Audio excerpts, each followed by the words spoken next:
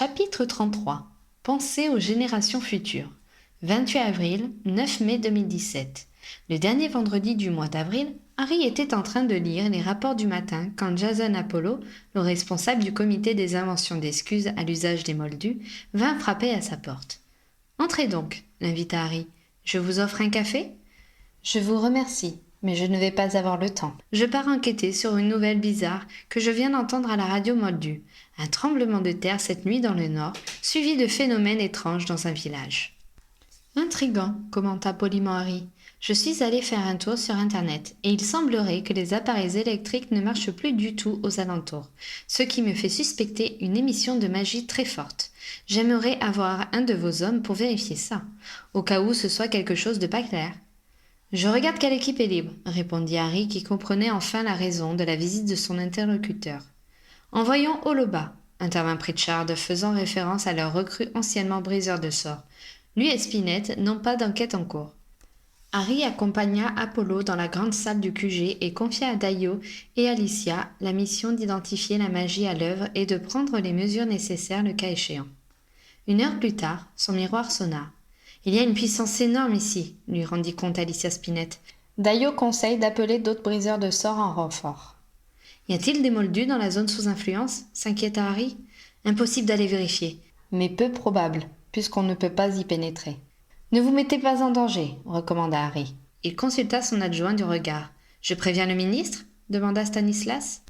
Depuis l'échange musclé qui avait opposé Harry à Ackerley, les deux hommes avaient minimisé leur contact.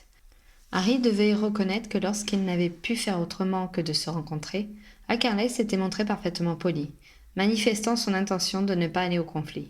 Chacun avait soigneusement évité les sujets qui fâchaient et était resté cantonné dans son périmètre. Harry n'avait pas spécialement envie de collaborer avec le ministre et de risquer de se trouver une nouvelle fois en désaccord avec lui, mais il tenta d'évaluer objectivement la suggestion de son adjoint. Il était question de magie intense et de moldus à proximité. Il pourrait difficilement justifier d'avoir gardé cette information pour lui.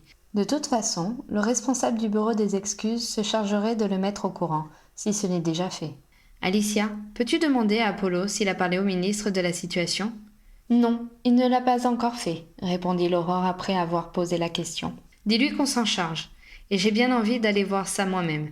Je te rappelle dès que je suis dans l'atrium. » Une fois qu'il eut atteint l'aire de transplanage, Harry rétablit la communication avec sa camarade. Alicia fit basculer son miroir et lui renvoya l'image d'une vieille fontaine en pierre grossièrement sculptée et recouverte de mousse. L'arrivée fut moins brutale que d'habitude. En regardant ses pieds, le commandant des Aurores constata qu'il s'était enfoncé jusqu'aux chevilles dans une flaque de boue. « Ça ne pouvait pas être un peu plus loin ?» demanda-t-il à Alicia qui l'attendait à quelques mètres de là avec Oloba et Apollo. « Désolé, commandant, c'était le lieu le plus caractéristique, » répondit-elle l'œil pétillant. Harry grogna et regarda autour de lui. Il se trouvait près d'un sentier qui serpentait à l'assaut d'une colline dont le flanc s'ornait d'une brèche sombre.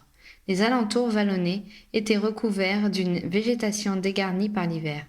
D'où il se tenait, aucune habitation n'était visible. L'ensemble était plutôt sinistre. « Bien, » dit Harry. « Alicia, je voudrais bien un rapport complet maintenant. » L'Aurore raconta comment ils étaient arrivés près d'un village en émoi suite au tremblement de terre de la matinée, suivi de la panne inexplicable de tous les appareils électriques, y compris ceux marchant avec des piles, ainsi que du blocage de tous les moyens de communication par ondes. Ils n'avaient plus de téléphone, plus de radio, plus de réseau Internet. Les voitures n'arrivaient pas à démarrer. Alertés directement par des habitants qui s'étaient déplacés en vélo jusqu'à une zone non touchée, les secours, qui avaient dû finir à pied, semblaient parfaitement indécis sur la conduite à tenir. Les sorciers avaient contourné les moldus déboussolés et s'étaient avancés vers l'épicentre du sinistre. Visiblement, des sorts de repousse moldus bloquaient toute initiative de ce genre pour les non-sorciers. Ils avaient suivi le sentier et avaient dû stopper leur progression une centaine de mètres après la fontaine. Une force puissante était à l'œuvre, oppressante, glaciale. Ils n'avaient pas la moindre idée de ce que cela pouvait signifier. « Je vais voir », décida Harry. Il avança prudemment dans l'étroit chemin, gardant une allure modérée, baguette au clair. Au fur et à mesure qu'il s'approchait de la faille, un malaise profond l'étreignit. Il avait l'impression que l'air s'épaississait et qu'il devenait de plus en plus difficile de respirer.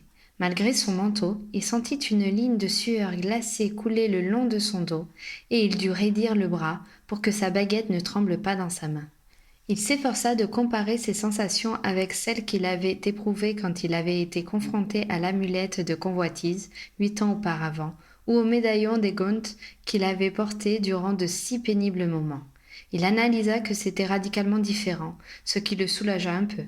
L'amulette lui avait donné des envies de meurtre, et le médaillon l'avait tiré vers le désespoir et le découragement. Or, à l'instant présent, il ne ressentait pas d'émotion imposée, pas plus qu'il ne se sentait dépossédé de sa personnalité. Il avait l'impression de se mouvoir à travers une toile d'araignée qui ralentissait sa marche, l'obligeant à produire un effort important pour avancer, qui le laissait le souffle court. Mais son esprit restait clair et vif, et lui indiquait que si la magie qui était à l'œuvre était monstrueusement puissante, elle ne semblait pas maléfique pour autant. Il revint vers ses compagnons. « Je pense que ce n'est pas de la magie noire, mais que cela nous dépasse, annonça-t-il. Il vit les 3 autres opiner. Ils étaient arrivés à la même conclusion. « Je me demande si ce n'est pas du ressort du département des mystères, réfléchit Jason Apollo. Oui, vous avez raison, approuva Harry, alors que Dayo grimaçait, sans doute du fait de la rivalité sourde entre les briseurs de sorts et les langues de plomb. Apollo repartit en transplanant mettre son idée en œuvre, et Harry appela Pritchard pour le tenir au courant. « Je suis avec le ministre, lui annonça son adjoint. Ce fut au tour de Harry de faire son rapport. Notre priorité doit être la protection des populations, décréta Ackerley en se rapprochant du miroir de son visiteur. Noir ou non, une magie puissante peut faire des dégâts. Nous avons la responsabilité de faire cesser les troubles que subit actuellement le village voisin. Le département des mystères que Mr. Apollo est allé consulter est sans doute le plus apte à trouver une explication à notre problème. Pour la sécurité, je vais appeler des briseurs de sorts en renfort. Ils sont particulièrement formés à ce genre de danger. Cela me paraît parfait, approuva Ackerley. Vous coordonnerez les 2 corps et me rendrez des comptes toutes les 2 heures. Bien, monsieur le ministre. Je me charge de te trouver des briseurs de sorts, intervint Stanislas. Je te rappelle dès que j'en ai à t'envoyer. Parfait. À tout à l'heure. À plus tard, monsieur le ministre. Alors qu'il se tournait vers ses collègues, Harry s'aperçut que Dayo s'était éloigné d'une centaine de mètres sur le côté du chemin qui montait vers la faille et regardait en direction de la source de magie. « Je crois que je vois un lapin prostré mais vivant, leur cria-t-il. Je vais essayer de le récupérer. Ne prends pas de risque, ordonna Harry. Une fois qu'il eut rejoint avec Alicia, Dayo précisa. Je vais utiliser un sortilège d'attraction. Il n'est pas loin du bord de la zone inabordable, c'est jouable. Ils étaient à 1 mètre en deçà de l'endroit où la sensation d'oppression devenait gênante et, effectivement, on voyait un lapin couché sur le côté, 5 ou 6 mètres plus loin. Son flanc se soulevait d'une manière anormalement lente, mais il était évident que l'animal était vivant. L'ancien briseur de sorts dut s'y prendre à plusieurs fois, mais il finit par trouver la bonne méthode et, par à-coups, fit doucement glisser le lapin vers eux. Enfin, il le sortit de la zone d'influence où l'animal resta inerte, sur le sol. Après avoir lancé quelques sorts pour vérifier qu'il n'émettait rien de dangereux, Dayo le caressa avec douceur, puis le souleva. Il est un peu froid, mais son corps n'est ni rigide ni complètement flasque, jugea-t-il. Il l'observa avec soin et ajouta. Sa respiration s'accélère. Le bruit d'un transplanage détourna leur attention. Apollo arrivait avec le chef du département des mystères, Tristan Fenestar lui-même. Harry suspecta le ministre d'avoir donné quelques ordres. Apollo retransplana immédiatement, sans doute pour chercher d'autres personnes. En dehors des aurores, rares étaient ceux qui étaient capables de transplaner à partir d'une image renvoyée par un miroir. Le trio d'aurore revint sur ses pas. Le temps qu'il rejoigne le nouveau venu, Apollo était déjà réapparu avec Géomathéis, dont Harry avait fait la connaissance lors d'une enquête. Le chercheur avait été victime d'un impérium qui l'avait poussé à voler une potion en cours d'élaboration. Apollo repartit de nouveau. « Qu'est-ce que vous faites là ?» interrogea Funestar, dès qu'il put s'adresser à eux sans crier. Son amabilité n'avait pas augmenté avec l'âge. « Nous examinons les lieux, » répondit Harry. « Je déclare cette zone secret magique, et j'interdis la présence de tout intrus sur les lieux, » le coupa Funestar. Apollo reparut à ce moment avec Olivia Punsen que Harry avait également interrogée. L'aurore la salua de la tête puis annonça. « Le ministre m'a nommé coordinateur de l'opération. Le département des mystères a la responsabilité pleine et entière sur l'identification de cette source de magie. Son but est de trouver comment la rendre inoffensive ou la contenir. Des briseurs de sorts auront pour mission d'assurer votre sécurité, celle de tous les intervenants et celle des Moldus qui sont à proximité. Pour ma part, je rendrai régulièrement compte au ministre des actions de chacun d'entre vous. Nous ne pouvons pas travailler si nous n'avons pas la maîtrise complète des lieux, opposa Fenestar. Ignorant l'échange, Olivia Bunsen s'était approchée de Dayo, qui avait toujours le lapin dans les bras. Elle le lui prit avec douceur, puis lança ensuite quelques sorts sur l'animal qui récupéra soudain toute son énergie et chercha frénétiquement à échapper à sa poigne, qui se révéla étonnamment vigoureuse. « Magie non létale, indiqua-t-elle d'une voix sans inflexion. Puissante et primitive. Où l'avez-vous trouvée ? Une fois les explications données, elle déclara. « Pouvez-vous le lâcher ? Je veux le voir courir. » Harry espéra qu'elle avait l'œil vif. En 2 secondes, le léporidé avait disparu. Pendant ce temps, Mathéis avait monté un appareil sur trépied et le pointait vers la faille. Il énonça une série de chiffres et de mots qui n'avaient aucune signification pour les profanes, mais qui semblèrent beaucoup intéresser les langues de plomb. Fenestar avait pris le parti de faire comme si les Aurores et Apollo n'étaient pas là. Il donna des instructions à son équipe dans un langage tout aussi abscon que les énonciations de Mathéis, et ses subordonnés commencèrent à s'avancer dans le sentier. « Allez-vous vous approcher de la source de magie » intervint Harry. « Évidemment. Comment voulez-vous que nous fassions nos mesures d'ici ? Je suis responsable des opérations. Je vous serai reconnaissant de m'informer de vos allées et venues et de laisser un briseur de sorts vous accompagner. Pour qu'il nous espionne ? Pour votre sécurité. Le ministre a clairement réparti les rôles. Je ne fais qu'exécuter ses ordres, martela Harry. Les enchantements dont nous sommes dépositaires ne sont pas à mettre entre toutes les mains, opposa Fenestar. Ce dont j'ai besoin, c'est de savoir si vous avez une idée de la manière de contrer cette magie, et le délai que cela prendra. Je sais que ce n'est pas agréable d'en référer à des profanes, mais la situation est complexe et le ministre doit pouvoir évaluer où nous en sommes. Fenestar haussa les épaules et grommela. Nous allons nous approcher de la source pour mesurer le phénomène et l'analyser. Très bien. Dayo Oloba, qui est Aurore et de briseur de sorts, vous accompagnera. Fenestar mit brutalement fin à la conversation, en tournant le dos à Harry et en prenant le sentier, suivi après un temps d'hésitation par ses 2 subordonnés. Derrière eux, Dayo fit une grimace comique avant de leur emboîter le pas.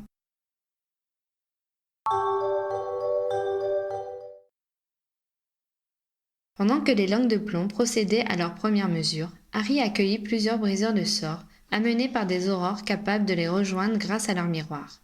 Alicia n'avait pas menti. La fontaine était l'élément le plus significatif des alentours, ce qui fit que tous les nouveaux venus atterrirent les pieds dans la boue. Bill faisait partie de ceux qui avaient pu se libérer sur le champ. Il adressa un grand sourire à Harry quand il le vit, puis attendit patiemment avec ses collègues que tout le monde arrive. Stanislas avait réussi à contacter 2 femmes et 4 hommes possédant les qualifications requises. Harry leur demanda de se présenter, puis leur fit un topo de la situation et leur précisa leur rôle. Assurer la protection de tous ceux qui interviendraient et tenter de limiter l'inconfort des Moldus le temps que le département des mystères trouve une solution. Le périmètre est-il délimité, sans qu'il y ait une des femmes ? Nous en avons fait le tour, répondit Alicia. La zone impénétrable est un large cercle de... je dirais un peu plus d'1 kilomètre de circonférence. 250 à 300 mètres de diamètre, calcula un collègue de Bill. Par contre, la zone d'influence est bien plus étendue, précisait Alicia. Le village qui est à 500 mètres en descendant ce sentier subit des désagréments, à première vue liés à la magie. Les ondes et l'électricité sont bloquées. Donc à 750 mètres de l'épicentre, jugea Bill. C'est ça, confirma Alicia. Et en hauteur ? Demanda un briseur de sorts. Plutôt cylindrique ou en demi-sphère ? Nous n'avons pas testé, reconnut Harry. Harry les invita ensuite à approcher pour qu'ils puissent tous ressentir les effets de la magie, puis les laissa faire leurs propres mesures. Costaud, mais semble neutre, conclut le second membre féminin de l'équipe. Tout le monde est d'accord là-dessus, confirma Harry. J'aimerais que vous regardiez ce que vous pouvez faire pour les Moldus. Après discussion, 2 des briseurs de sorts allèrent rejoindre les langues de plomb, tandis que les 4 autres descendaient vers le village. Harry nota qu'Apollo était reparti, sans doute pour préparer un message à l'intention des Moldus. Vu la situation, une bonne explication serait plus efficace que les oubliators, trop de personnes étant maintenant au courant de l'événement. Le commandant des Aurores prit son miroir et fit son rapport au ministre. Il ne se passa pas grand-chose les heures suivantes. Les membres des mystères se déplacèrent autour du cercle pour affiner leurs mesures, Taillot toujours sur leurs talons. Ils donnaient un coup de main pour porter le matériel et aider Mathéis et Bunsen à négocier les inégalités du terrain. Ils n'avaient visiblement pas l'habitude de travailler en dehors de leur laboratoire. Ils avaient découvert des rochers tout autour du périmètre qui, une fois la mousse retirée, laissaient apparaître des messages d'alerte visibles par les seuls sorciers, comme au mémorial des Potter à Godric Hollow. Ils indiquaient une zone magiquement instable et déconseillaient de poursuivre dans cette direction. Les briseurs de sorts tentaient de monter un mur anti-magie autour du village. Pendant ce temps, Harry et Alicia transformèrent leurs vêtements pour aller se fondre parmi les moldus. De nombreux journalistes se pressaient sur place, ce qui les aidait à passer inaperçus. Ils entendirent les reporters faire part de leur frustration. Impossible de filmer, d'enregistrer les sons ou même de photographier. La presse papier s'était reconvertie au carnet et stylo, mais leurs autres collègues repartaient avec leur matériel inutile, grommelant que sans image ou sans son, il n'y avait pas de sujet possible. Les autorités avaient découvert que les appareils à gaz arrivaient à fonctionner. Des réchauds, lampes à gaz et bouteilles de butane furent distribuées à ceux qui n'avaient pas de gazinière. Des charrettes et des chevaux avaient été mis à contribution pour les amener sur place. Il faisait encore frais, heureusement. La plupart des maisons étaient pourvues de cheminées et les flambées suffisaient à maintenir une température minimale dans les habitations. Les explications avancées allaient de la tempête magnétique à la météorite tombée en passant par une expérimentation militaire. Certains partirent en exploration autour du village, mais personne ne prit la direction de la colline où se trouvait la faille. Comme l'avaient dès le début supposé Apollo et les aurores, et comme ce fut ensuite confirmé par les briseurs de sorts, un très puissant et très ancien repousse moldu les dissuadait d'aller dans cette direction. Le soir arriva sans grand changement. Les briseurs de sorts avaient tenté plusieurs approches qui n'avaient pas été couronnées de succès et débattaient avec animation de la prochaine technique à essayer. Les langues de plomb étaient en train de revenir vers leur point d'arrivée, eux aussi en pleine discussion professionnelle. « Bien, je propose qu'on se trouve ici demain matin, » annonça Harry. « Oui, à demain, monsieur Potter, » accepta Géomathéis. Funesta ne répondit pas.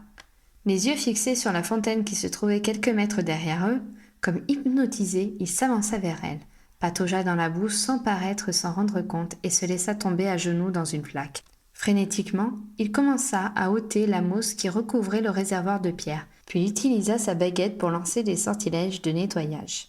Il donna un ordre bref, et ses deux collègues s'élancèrent à ses côtés, en sortant leurs calepins de leurs poches. Les aurores et les briseurs de sorts échangèrent un regard surpris avant de s'avancer à leur tour. Les trois autres ne leur prêtèrent aucune attention, fascinés par les symboles qui avaient été mis à jour. « Une explication » proposa l'un des briseurs de sorts. « Je préférerais une solution » souhaita Bill. « La nuit va tomber » fit prosaïquement remarquer Harry. « Voulez-vous qu'on fasse une copie de ce qui est gravé ici, que vous puissiez l'étudier au ministère ?» Funesta sauta sur ses pieds, les prenant tous par surprise. « Reculez » ordonna-t-il d'un ton si pressant qu'ils firent tous un pas en arrière. « Plus loin » exigea-t-il encore. En constatant que Mathéis et Bunsen n'avaient pas bougé et continuaient à prendre des notes sur leurs calepins, Harry en déduisit que ce n'était pas pour les alerter d'un danger qu'on leur demandait de s'éloigner. « Pouvez-vous nous expliquer ce que signifie ceci » s'enquit-il fermement. « Ceci est de la responsabilité exclusive du département des mystères, revendiqua Funestar.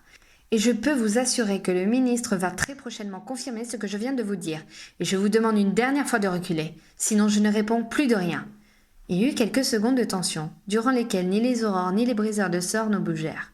Harry passait ses options en revue et décida qu'il n'avait rien à gagner à se mettre Funestar à dos. Ils avaient besoin de lui. De plus, même sans avoir jamais étudié les runes, il en avait vu passer assez au cours de sa carrière pour savoir que ceux qui se trouvaient sur la fontaine étaient très atypiques. Il y avait peu de chances que l'un d'eux puisse les déchiffrer.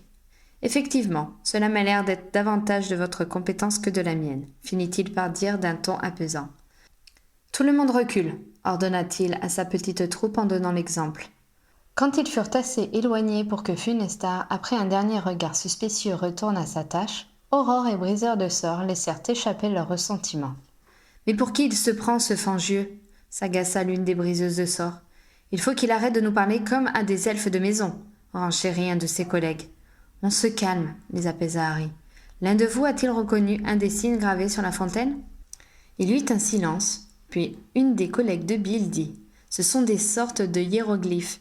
Cela doit dater du temps où on utilisait le vieil égyptien pour les formules magiques.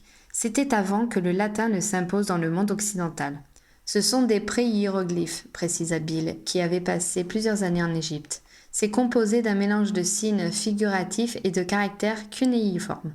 Très peu de personnes savent les lire. Et toi, tu peux le faire, Sankey Harry ? Pas sans un lexique, sachant qu'il n'existe pas de lexique complet.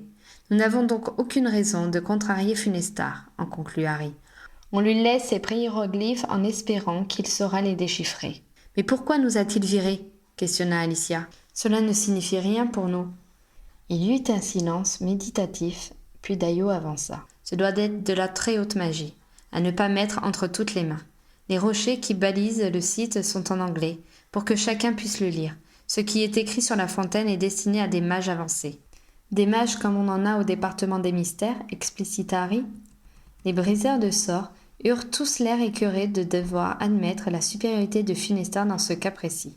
Eh bien, il n'a pas fini de se prendre pour Merlin, conclut Bill d'une voix dégoûtée.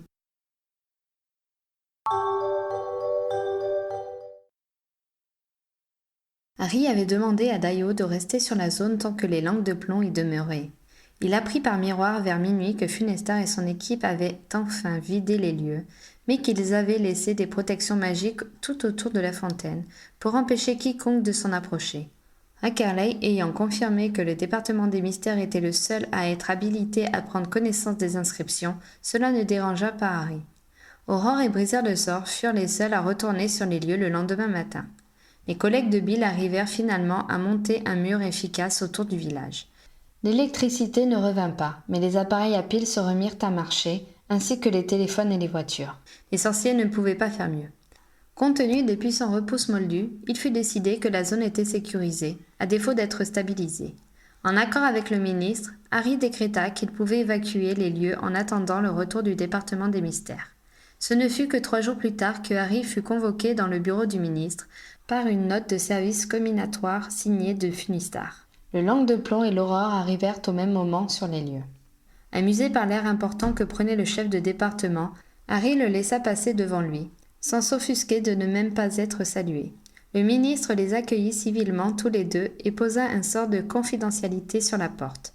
Approuvé d'un mouvement de tête par Funestar, celui-ci prit la parole, sans introduction. « J'ai déterminé que le lieu qui nous occupe, dénommé Knok-Fiadech, sur les anciennes cartes, est une source naturelle de grande magie. Ce genre d'endroit abonde et est souvent le siège de lieux de culte, toutes religions confondues. Mais certaines de ces sources sont si puissantes qu'elles sont néfastes pour les êtres vivants. Les Moldus considèrent généralement ces terres comme maudites et les fuient. Quand c'est possible, les sorciers posent des sceaux pour en limiter les effets et ont la sagesse de ne pas y implanter de lieu de vie. Car si un sceau peut être mis, il peut aussi être retiré et il est inutile de prendre des risques. Les Moldus, qui ne savent rien et ne sentent rien, s'installent n'importe où, conclut Funestar d'un ton qui laissait deviner le peu de considération qu'il avait pour les non-sorciers. Harry, qui connaissait les origines à moitié moldues du ministre, échangea avec Ackerley un regard désabusé.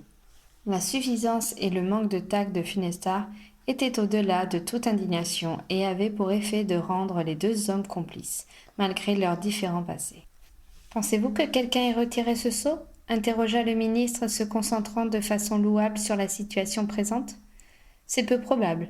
Le tremblement de terre, qui a été ressenti dans la région le matin même, en est sans doute la cause. » « Et si c'était le retrait du sceau qui avait déclenché le tremblement de terre, s'enquit Harry ? Il faudrait un sorcier avec un niveau magique exceptionnel pour y parvenir, opposa Funestar. Dumbledore ou vous savez qui serait encore parmi nous. Je considérerais l'hypothèse. Mais de nos jours, qui pourrait y arriver ? Ce fut au tour d'Ackerley de jeter un regard désolé à Harry, comme pour s'excuser de lui imposer ce prétentieux qui semblait oublier que le vainqueur de Voldemort se trouvait dans la pièce. Harry lui répondit par un sourire apaisant.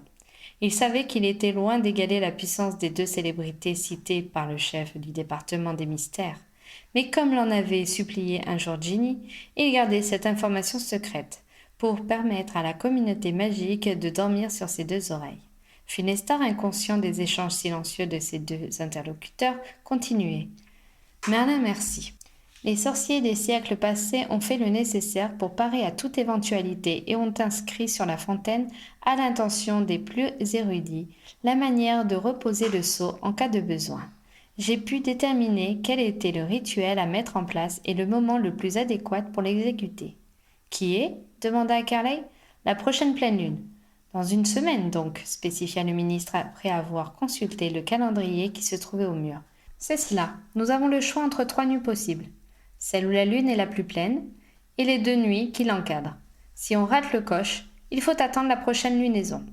Quelque chose m'intrigue, intervint Harry. Pourquoi rendre l'explication de la remise du sceau si difficile à déchiffrer? Cela ne devrait-il pas au contraire être largement partagé? Le chef de département le regarda avec commisération. Parce que savoir comment poser un sceau fait comprendre comment le briser, répondit-il sur le ton de l'évidence. Je vois, admit Harry. C'est pour cette raison que tout ceci doit rester entre nous, insista Finestar. Nous devons penser aux générations futures. Est-ce vous qui allez poser le sceau? Interrogea Carley. Pour la première fois depuis le début de la conversation, et même depuis que Harry avait fait sa connaissance, le chercheur sembla perdre un peu de sa superbe. Il y a quelques années, peut-être, commença-t-il d'une voix moins conquérante. Mais après 2 décennies à faire don de mon esprit à la science, il est possible que j'ai perdu quelques réflexes. Il faut donc que nous trouvions la bonne personne? Monsieur le ministre, le coupa Finestar, j'ai bien précisé, il me semble, que tout ceci devait rester entre nous. Il eut un silence, puis de nouveau Harry et Carley se regardaient. Je suppose que vous allez confier ce soin au commandant Potter, alors, avança finalement Carley. Qui d'autre? Lui fut-il répondu. Je croyais que je n'avais pas la puissance nécessaire pour retirer le sceau, rappela Harry. Il faut évidemment beaucoup plus de maîtrise magique pour le retirer que pour le mettre. Ce n'est pas manipuler le sceau qui est le plus exigeant, mais de survivre à la puissance libérée, fit Finestar d'une voix agacée, comme fatigué par sa lenteur de compréhension. Tout s'explique alors, commenta Harry d'un ton exagérément niais. Le ministre tout sauta pour cacher son sourire et demanda. Je suppose, commandant Potter, que cela signifie que vous acceptez cette lourde responsabilité. Je ne peux me soustraire à mes responsabilités envers les générations futures, confirma Harry avec emphase.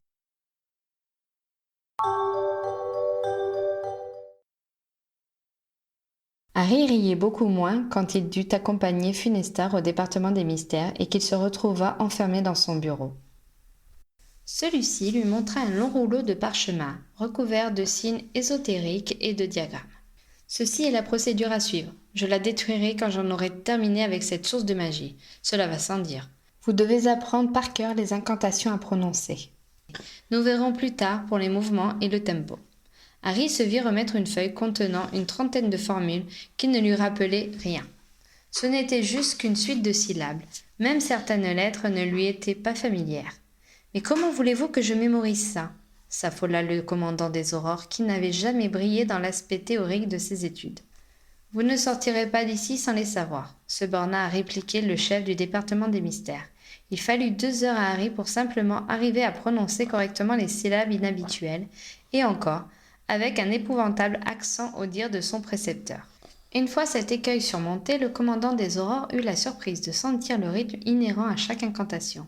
Les restituer ne fut pas aussi difficile qu'il l'avait craint. Marcher en parlant l'aida beaucoup, ses jambes arrivant mieux que sa tête à mémoriser l'enchaînement des différents tempos. Harry était presque aphone quand son irascible professeur le libéra enfin, le convoqua pour le lendemain sans faute.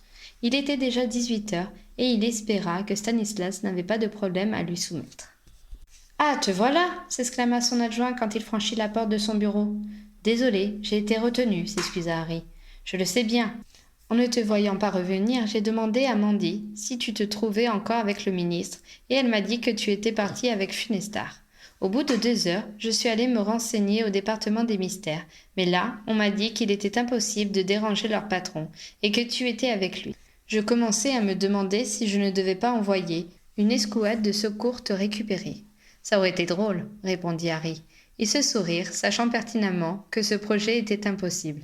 Ils avaient tous les deux visité ce département lors d'une enquête commune et savaient à quoi s'en tenir.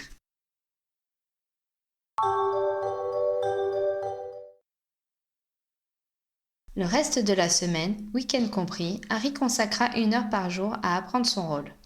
À partir de la 3e séance, il dut joindre les gestes aux incantations. Puis ce furent des pas qui s'ajoutèrent, heureusement en accord avec le rythme des paroles. Harry se disait qu'il pouvait tout réciter en dormant, ce qu'il espéra ne pas faire, ne voulant pas mêler Ginny à cette histoire. De son côté, Bill le tenait au courant des actions des briseurs de sorts. Et se relayaient pour entretenir le mur qu'ils avaient monté et vérifier que le niveau général de magie restait stable autour du village moldu.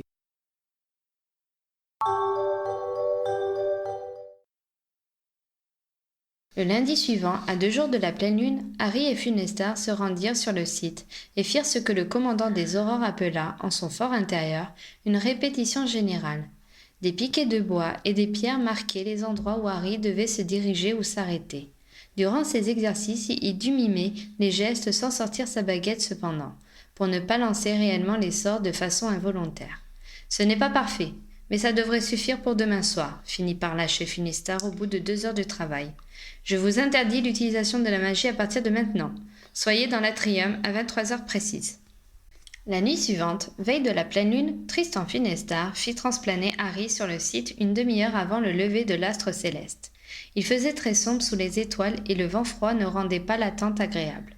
Ayant l'interdiction de lancer un simple lumos, Harry ne put vérifier si toutes ses balises étaient au bon endroit, mais il supposa que le langue de plomb l'avait fait avant son arrivée. Ce n'était pas homme à laisser place au hasard et à l'improvisation. En attendant le bon moment, Harry répéta tout bas sa litanie, et quand la lune se leva, il était prêt. Partant du caillou près de la fontaine que Funestar avait placée pour marquer son premier emplacement, il enchaîna paroles et gestes. Il fut étonné de la facilité de l'exercice. Les syllabes si étranges coulaient avec fluidité de sa bouche et l'air vibrait en harmonie avec son corps. Il sentait la magie remonter de la terre vers son cœur, en passant par ses plantes de pied, son bassin et sa colonne vertébrale. Enfin, il arriva au terme de l'incantation. Il sentit le sol trembler sous ses pieds. Sa baguette vibra dans sa main avec tellement de force qu'il faillit la laisser échapper. Puis tout s'apaisa. Harry souffla de soulagement avant de se rendre compte que quelque chose clochait. Son parcours l'avait amené à l'extrême limite de la zone inabordable. Il tenta d'avancer d'un pas, mais sentit la même résistance qu'auparavant. La magie était toujours là. Il avait échoué.